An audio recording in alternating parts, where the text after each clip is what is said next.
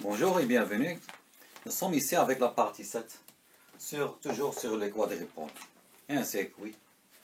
On a déjà étudié dans la partie 6 à peu près un exemple similaire à celui-ci, avec la matrice inverse de transmission.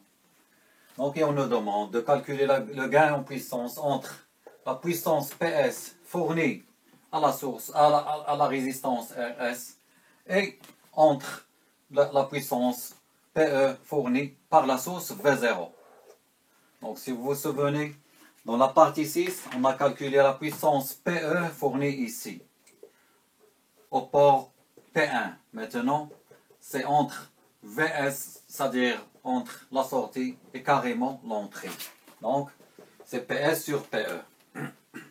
On a déjà calculé dans la partie 6, VS sur V0 est égal delta B ZS divisé par B12 plus B11 ZE plus B22 ZS plus B21 ZE ZS. Et on va passer à l'application numérique. VS sur V0 est égal. Ici on travaille avec V0 maximal. Donc il faut chercher, lorsqu'on va chercher les puissances, il faut diviser par racine carrée de 2. Donc puisqu'il n'y a aucune précision, donc on va prendre Vmax. Donc delta B, on doit calculer delta B tout d'abord. Delta B, c'est 18 moins 52 fois 18, moins 1 demi, moins 1 demi, c'est-à-dire plus 1 demi multiplié par 2400. Donc delta B est égal 264.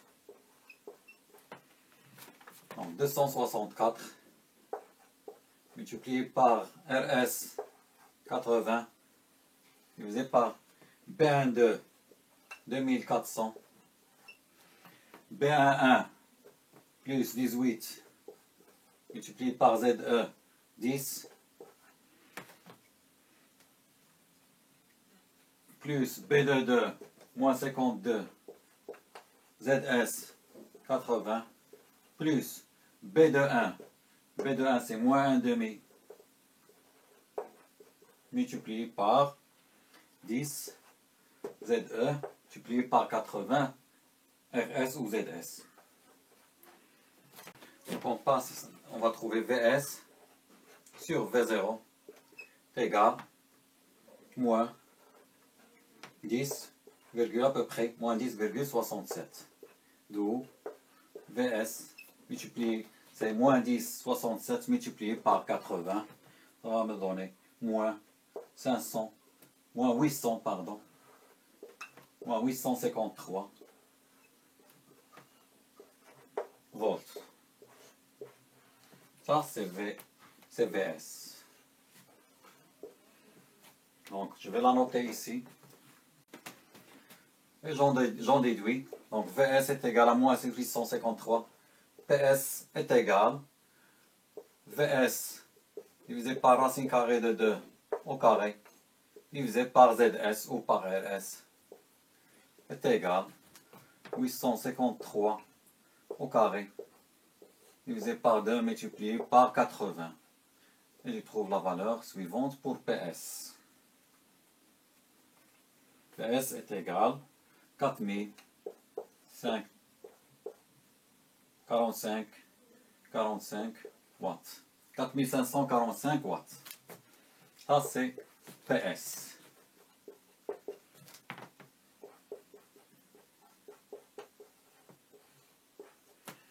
Donc, PE, là, on va faire attention. PE est égal. Donc, I1 sur racine carrée de 2 au carré multiplié par.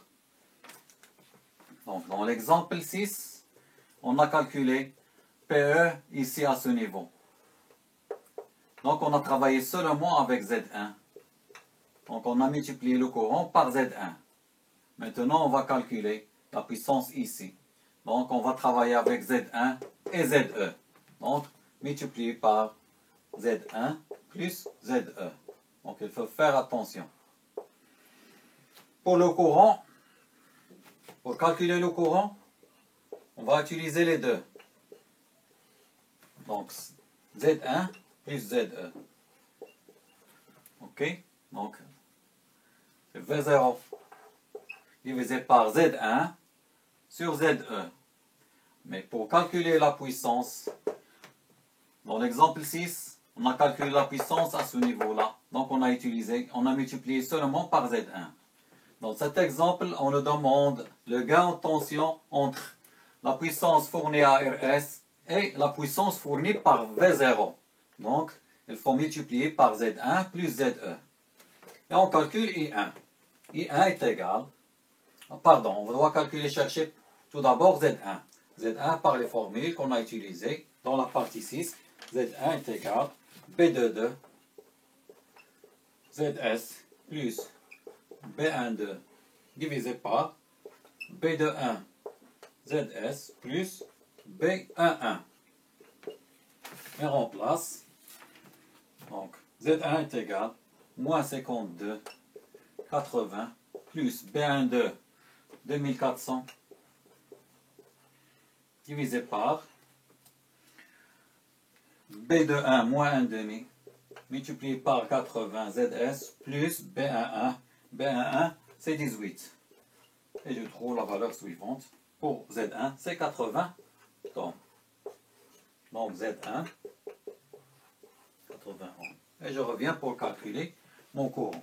Donc ici V0 est égal à 80 sur Z1. Z1, pardon, c'est 80 plus ZE, c'est 10. Donc, 10 plus 80 est égal à peu près 0,89 ampères. Mon courant I1, c'est 0,89 ampères. Et je monte en haut pour calculer PE. Donc pour trouver PE, il suffit que je remplace par les valeurs numériques. I1, je l'ai calculé avec la valeur maximale. Donc c'est I1 sur racine carrée de 2 pour obtenir la valeur efficace.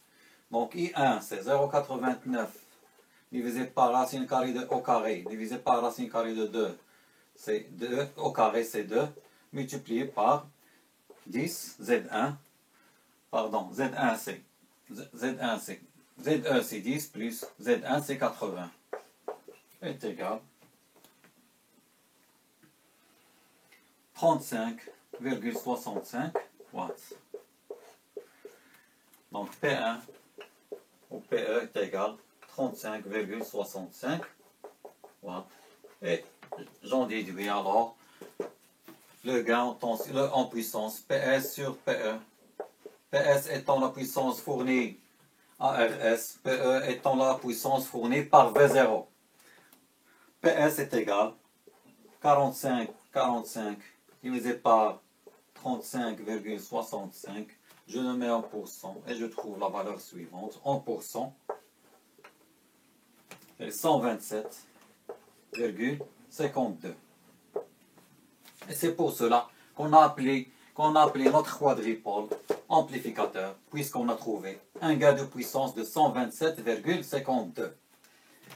Donc pour faire une comparaison avec l'exemple 6, on va revenir, ou la partie 6, je vais revenir au calcul qu'on a fait.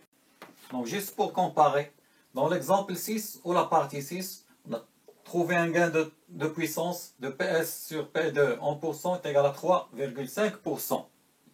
Même si j'ai calculé la puissance à ce niveau-là et pas à ce niveau-là, dans la partie 6.